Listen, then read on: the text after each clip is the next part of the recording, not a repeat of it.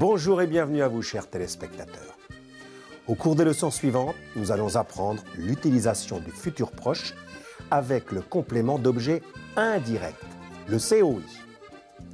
En ce qui concerne le vocabulaire, nous allons apprendre quelques mots au sujet de Noël. Installez-vous confortablement et allons-y. Köszöntöm a kedves nézőket, lássunk is neki a tanulásnak. A következő néhány lecke során az előzőekben megismert igeidő, a közeljövő használatát fogjuk megtanulni, ezúttal részes határozók esetében. Ami a szókincset illeti, mivel már elkezdődött az évvégi ünnepekre való készülődés, ezúttal sütni-főzni fogunk, karácsonyi receptekkel kapcsolatban tanulunk majd néhány szót, kifejezést. D'abord, voyons une fille et sa grand-mère qui font des gâteaux de Noël dans la cuisine. Elle parle du menu. Alors, Stéphanie, est-ce que tu vas me donner un coup de main? Bien sûr. Qu'est-ce que nous allons faire? Nous allons préparer des gâteaux de Noël. Il faut lire le livre de cuisine, mais je ne le vois pas sans mes lunettes. Pas de problème. Je vais te lire la recette. Il faut mélanger les ingrédients. Oui. Ensuite, il faut mettre le plateau au four et il faut faire cuire pendant 30 minutes. Est-ce que tu vas donner des petits biscuits de Noël à tes copines? Oui, je vais leur donner quelques-uns. Az iménti szituációban egy nőt és az unokáját láthatták, amint a konyhában sütöttek karácsonyra. A most látható kérdésben figyeljék meg, amit a részes határozó beékelődik a ragozott segédige és a főige közé. Fogsz segíteni nekem? Est-ce que tu vas me donner un coup de main? A kérdésre adott válaszban a tő neked részes határozót láthatják, hiszen a nagymama és az unoka természetesen tegeződik. Láthatják továbbá a mondatban a magyar szóra nagyon hasonlító recept szót is. El fogom olvasni neked a receptet. Je vais te lire la recette. Pour continuer, revoyons les compléments d'objet indirect. Folytatásként ismételjük át a részes határozókat. Répétez après moi. Me. Te. Lui. Nous. Vous. Leur. Très bien. À présent, regardons le futur proche avec le complément d'objet indirect, le COI.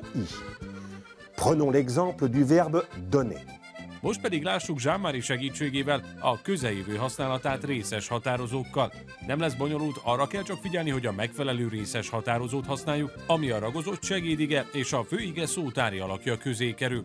Magánhangzóval vagy néma H-val kezdődő főige esetén egyes szám első és második személyben M, illetve T apostrófot kell használnunk a mő, illetve tő helyett. Veuillez répéter après moi, s'il vous plaît. Il va me donner des petits biscuits de Noël. Il va te donner des petits biscuits de Noël. Il va lui donner des petits biscuits de Noël. Au masculin et au féminin aussi. Il va nous donner des petits biscuits de Noël.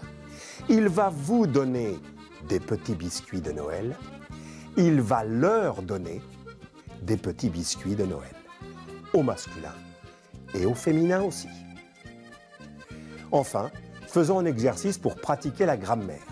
Végül jöjjön egy feladat a nyelvtan gyakorlására. Tegyék a következő jelen idejű mondatokat jövő időbe, különösen figyelve a részes határozókra.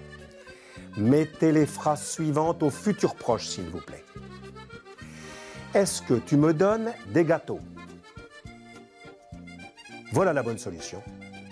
Est-ce que tu vas me donner des gâteaux? Je te téléphone demain. Voilà la bonne solution. Je vais te téléphoner demain. Elles nous parlent. Voilà la bonne solution. Elles vont nous parler. Il leur envoie une lettre. Voilà la bonne solution. Il va leur envoyer une lettre. Au cours de la leçon suivante, nous allons apprendre quelques mots concernant les recettes de Noël. De a következő órán néhány új szót fogunk tanulni a karácsonyi receptek kapcsán. Merci beaucoup de votre attention. À bientôt. Et d'ici là, n'oubliez pas de consulter notre site internet www.mediaclick.he.